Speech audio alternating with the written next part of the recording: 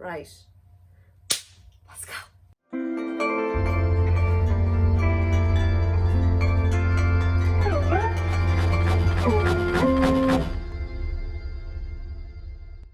Hello, lovely humans. This is Riki from rikilikemagic, and she says hi. This is Shibby.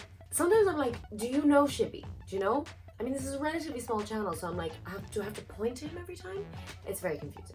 First world problems. Okay, let's get straight to it. This video is reading your comments. Finally, I know it's taken me a long time. The comments that were under my breakdown video of the dance of Stray Kids double knot. So this is a thing that I do whenever I can, and I kind of want to do it for every video because every comment section is so different depending on the dance that I'm like, well, I can hardly move on without bringing up your wonderful observations, because they do enrich the conversation. It's not just me talking to the void. So what I normally do is I mention the general comments that were made that were kind of the most popular under the video. Then I spotlight any outliers or things that I find interesting, and I talk about those particular comments and if I have anything to add.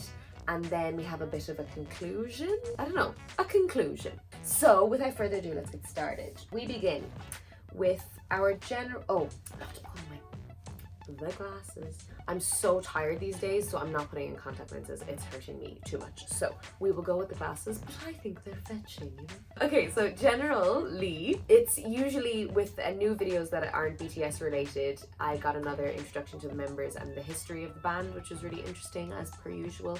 It's so interesting how each band forms quite differently. And also, I'm sorry if I forget like proper historical details from each of these things because it's just a lot to remember.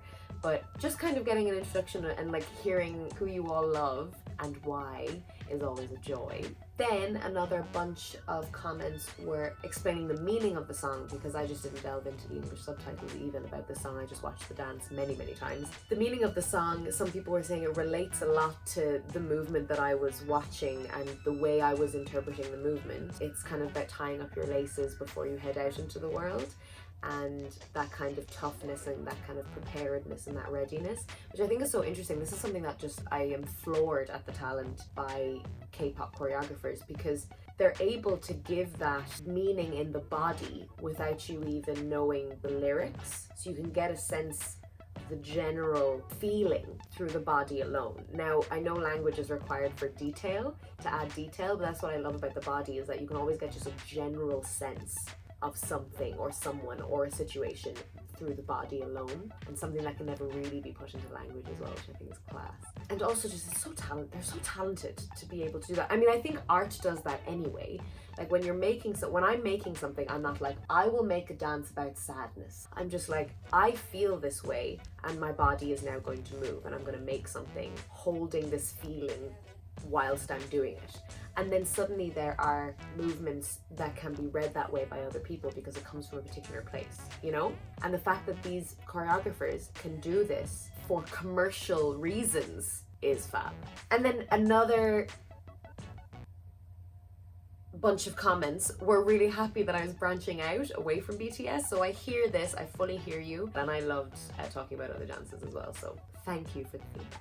Okay, let's move on to spotlighting some lovely humans. First, we have, actually, what I will say first is that the Stray Kids comments were long, and I love an essay, like, you know, I love an essay, so keep writing the essays, but I may not be able, it might just take a lot of time to read the whole comment, so I may pick out parts of the comment. I'll put the whole comment up, but I may only pick parts. I hope you understand. So we begin with Jody C. And they say, I love the way Hyunjin, Sleeveless Man, I'm really not that creative with my nicknames, but Sleeveless Man does that move with the hands by his face. In the MV it shows up close and it actually looks like he's biting something. Lee No, the man in the bucket hat man, who used to be a dancer for BTS, very good, doesn't do it quite the same. I love how Han, the man in the white shirt, does the whoop bit with his hand on his head, but I also love how Hyunjin does it with his leg goes up so far he almost kicks himself in the back.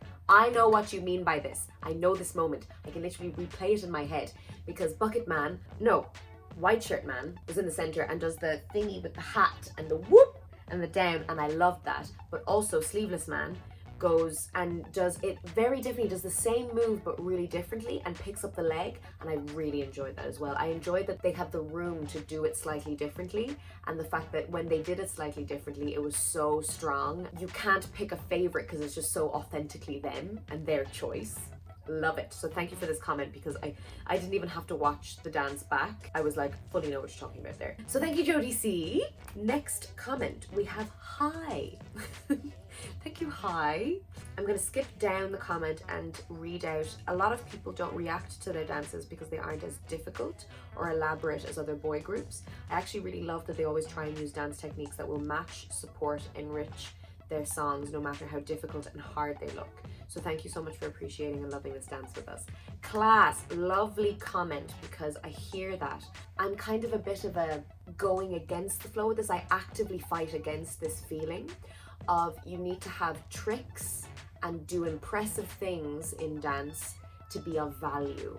And I have a body that can't do a lot of mad stuff. But, however, the things that I can do with my body, I know non-dancers can't do either, even though they may look more human or possible. But it actually takes a lot of technique to even be able to do, you know, some extremely sequential and detailed movement in the body that I'm really interested in moving that way. So I've really worked on that. But because I can't flip and, you know, jump up walls, which is highly impressive and very well done, it's just that that's valued as more hard, difficult, and therefore of worth and of value than the work dancers put in to different qualities of movement.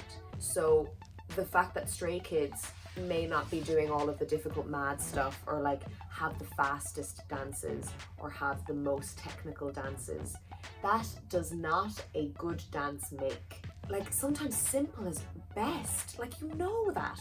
We all know this, that just something simple and clear can be so satisfying over like crazy moves, you know? And there were some crazy moves in Double Knot.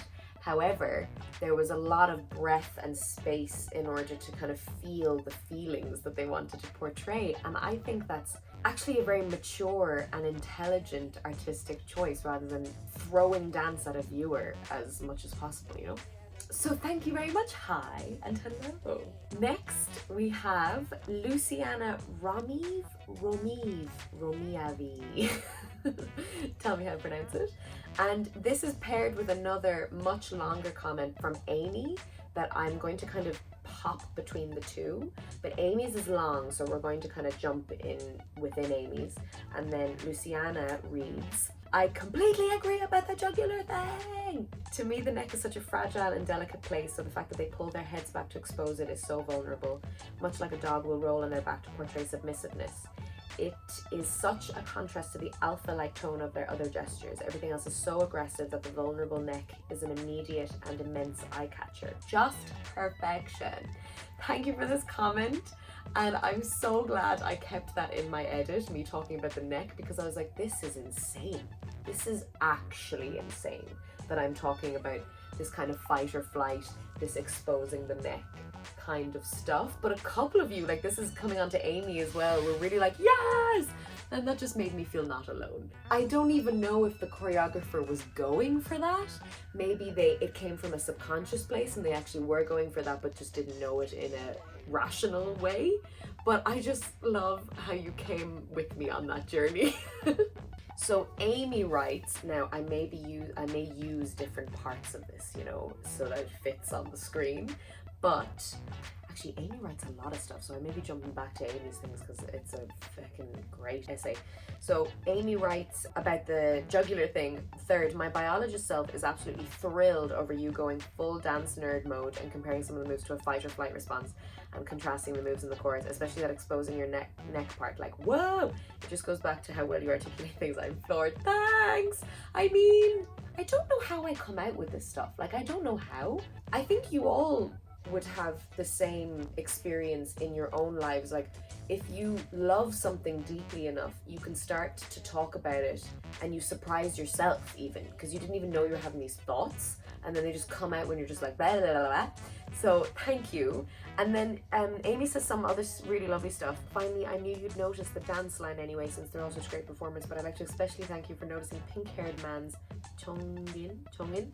Incredible popping skills in that one part. Since he's not a dancer, his dancing skills often go overlooked, but I'm glad you give your love to and appreciate effort when you see it. So yeah, I mean, like, that just really stood out to me. It inevitably will stand out to me, the people who have more dance training, because that's what I'm trained to see, you know?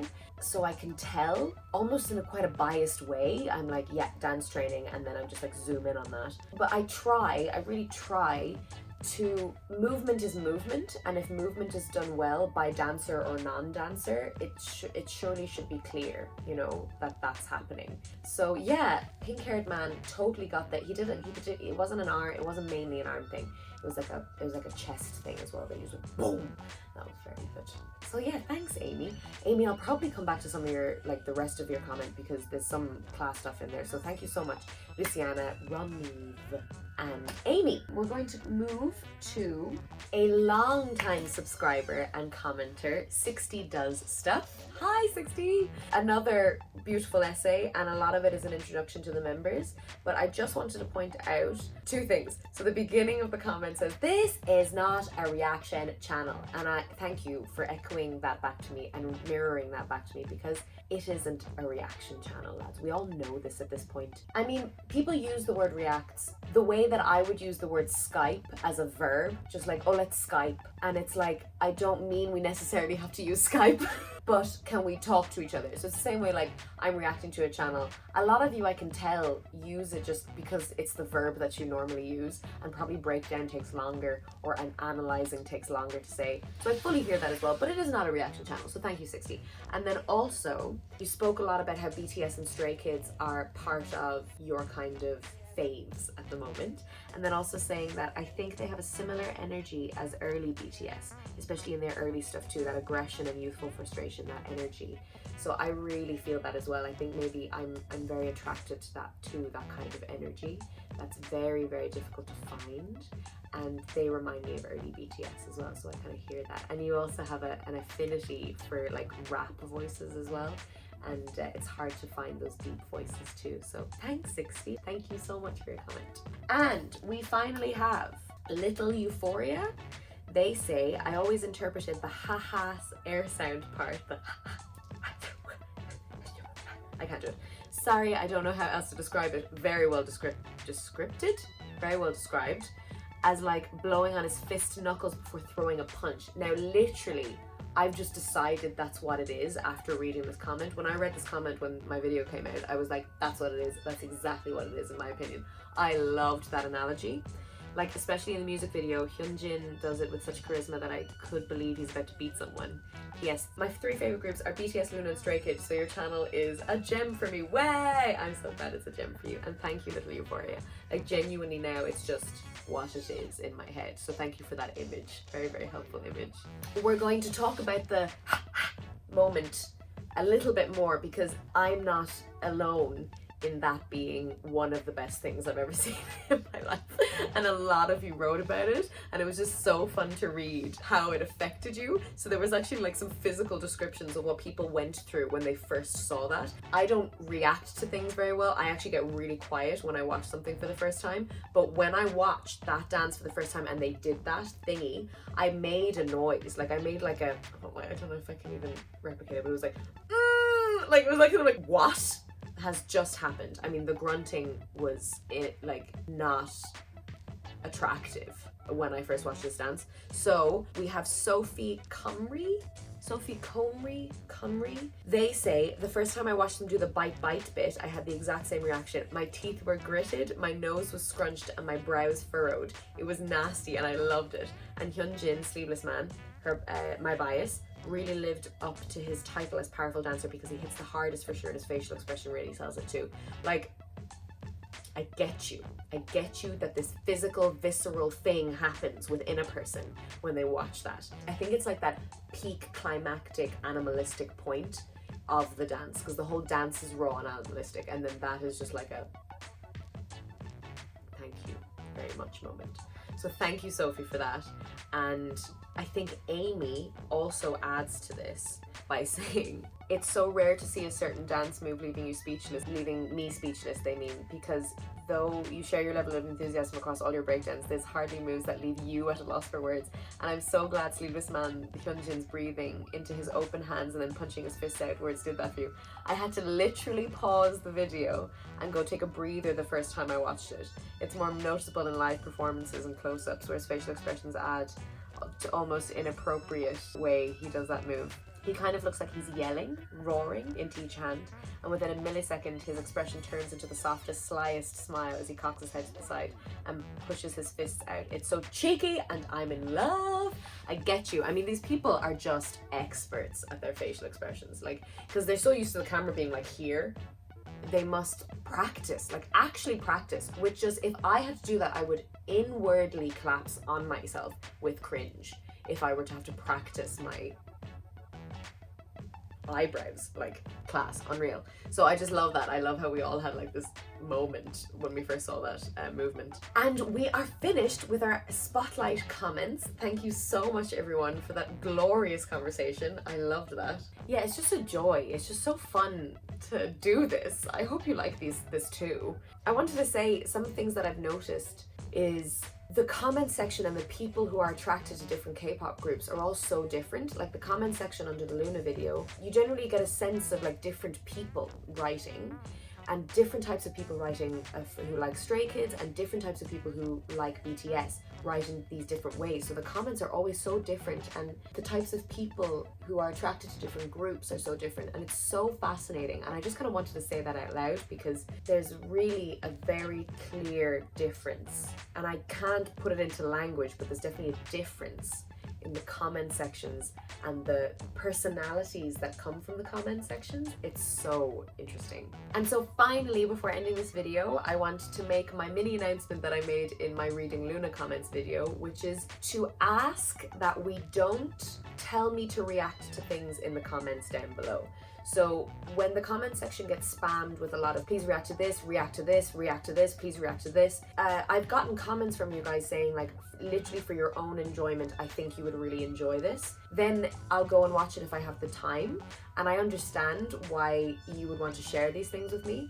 But when it's just please react, please react, please react, it drives me batty. Like it actually drives me batty. And because these kind of beautiful conversations and fun, interesting, sweet conversations and intelligent conversations we can be having is harder to get at when the comment section is full of these things. So please respect that I talk to my patrons and I don't take requests from the comments.